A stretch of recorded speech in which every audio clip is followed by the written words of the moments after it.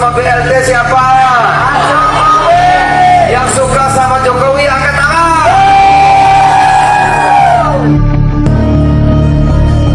Saat melakukan kunjungan di Kabupaten Kendal pada Selasa 26 Desember, Ketua Umum Partai Amanat Nasional Zulkifli Hasan menceritakan keberhasilan Presiden Joko Widodo. Dalam orasinya, Zulhas juga menyebut keberhasilan Presiden Jokowi dalam melakukan pembangunan serta pemberian bansos dan BLT. Yang bangun jalan tol siapa? Yang kasih bansos sama BLT siapa? Yang suka sama Jokowi angkat tangan.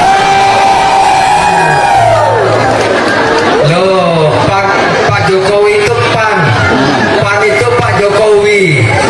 Makanya kita dukung Gibran. Cocok? Gibran itu siapa sih? Anaknya Pak Jokowi.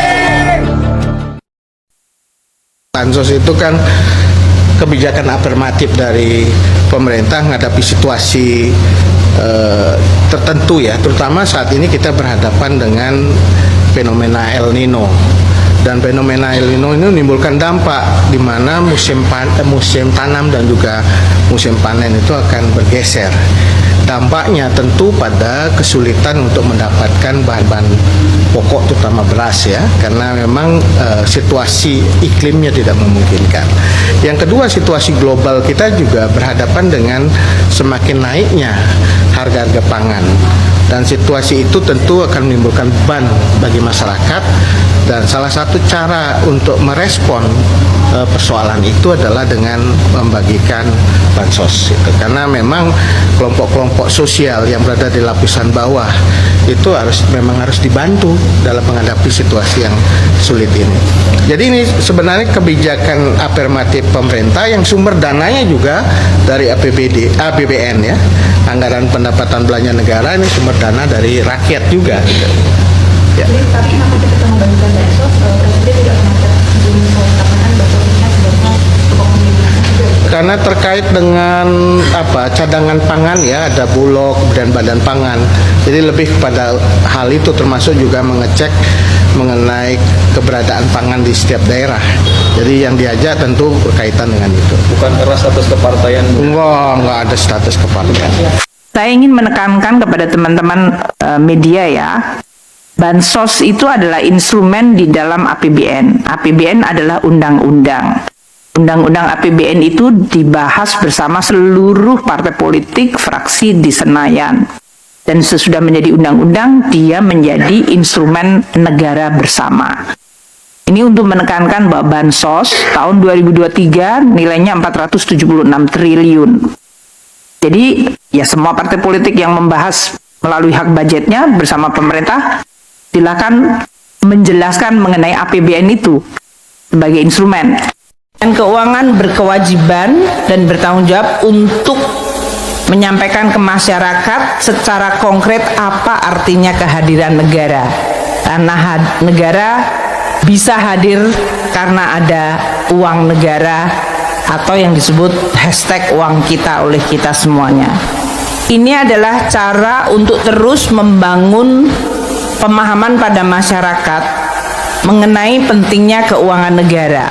Dan dengan demikian masyarakat juga akan ikut tentu dalam hal ini mengawasi, ikut memiliki, karena mereka kalau yang mampu membayar pajak dan tentu mereka ingin tahu uang pajaknya untuk apa, sedangkan yang tidak mampu mendapat bantuan dari pemerintah dan mereka harus tahu uangnya dari mana.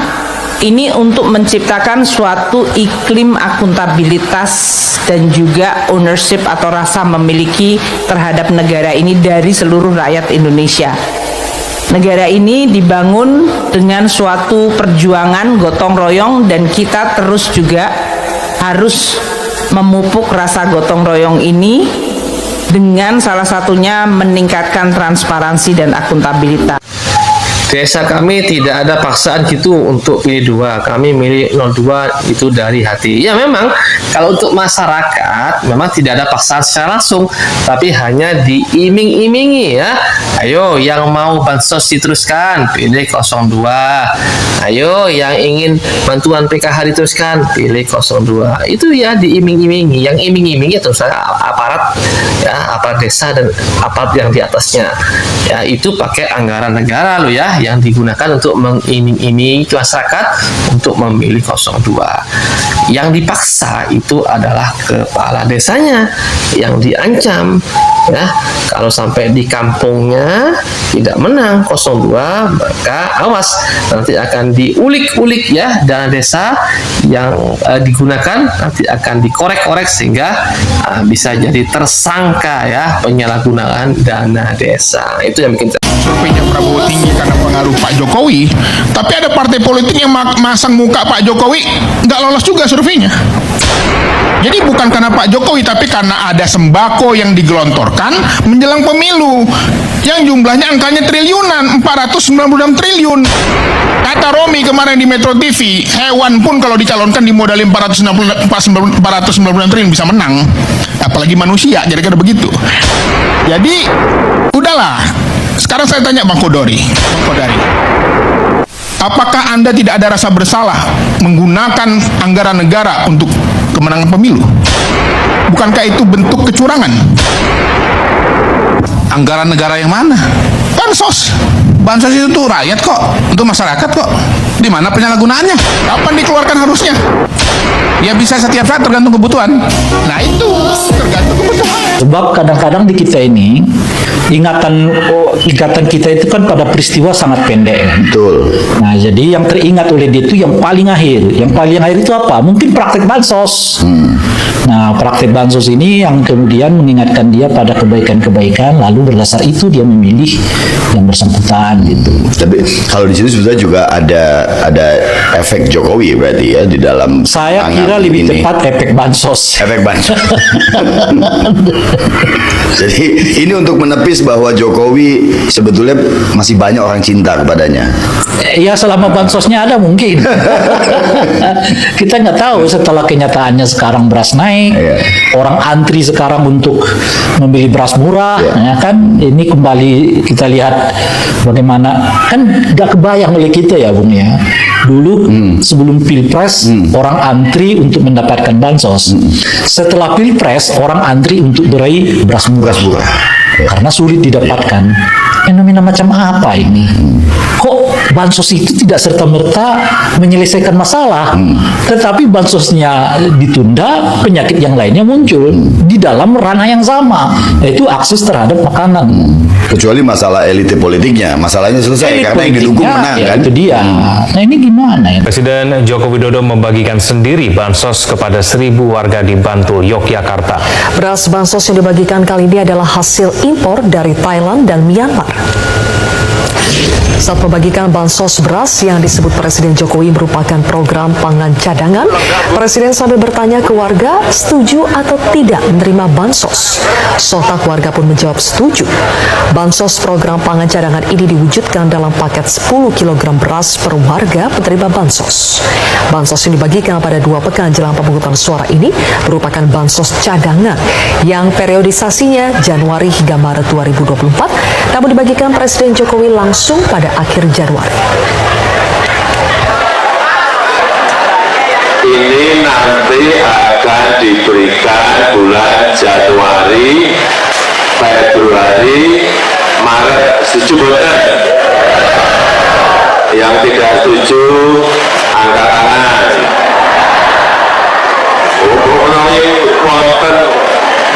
Setelah Maret akan dilanjutkan lagi April, Mei, Juni. Setuju bukan? Yang tidak setuju boleh tunjuk jari kalau ada, atau silakan maju, saya beri sepeda. Nanti setelah Juni saya akan hitung-hitung lagi APBN kita, kalau memungkinkan akan dilanjutkan lagi. Kita juga mau pastikan saat panen raya nanti ya kita stop impor.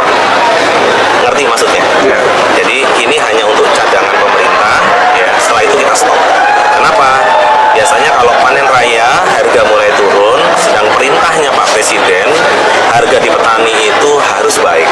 Mungkin ke depan 2004 ini tambah lagi ya, anggarannya. sosial juga, tidak hanya untuk anggaran bantuan sosial,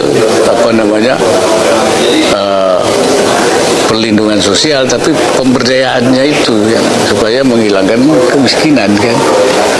Kalau bansos terus kan namanya melestarikan kemiskinan, itu namanya itu.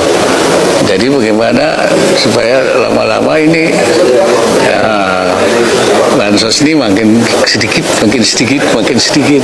Karena pemerintah menganggarkan dana jumbo untuk program perlindungan sosial atau Perlinsos yang terdiri dari bantuan pangan hingga Juni 2024 dan bantuan langsung tunai atau BLT hingga Maret 2024. Kementerian Keuangan mencatat alokasi anggaran belanja Perlinsos tahun 2024 sebesar 496,8 triliun rupiah, naik 53,3 triliun rupiah dari realisasi 2023. Tentunya, bansos ini menjadi sorotan, bukan hanya soal anggarannya yang sangat besar, tetapi juga terkesan terburu-buru dibagikan sebelum pemilu 2024. Mengenai ini, pemerintah beralasan pemberian bansos untuk mengendalikan laju inflasi pangan yang targetnya terjaga di bawah 5%. Selain itu, aksi Presiden Joko Widodo yang belusukan membagikan langsung bansos ke masyarakat juga menjadi sorotan.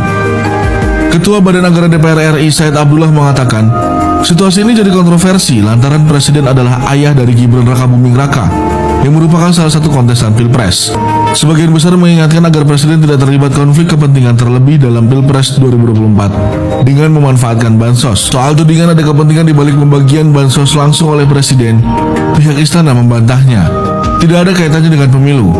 Di sisi lain, Ekonom Center of Reform on Economics Indonesia atau KOR Yusuf Randy Manilat menilai, program bansos bukanlah solusi utama dalam menekan inflasi. Menurutnya, faktor pendukung inflasi relatif bervariasi dan umumnya karena masalah kenaikan harga pangan dan harga komoditas global. Belum lagi, kondisi ini ditambah tata kelola kontribusi barang dan beberapa masalah lainnya yang menjadi faktor utama inflasi.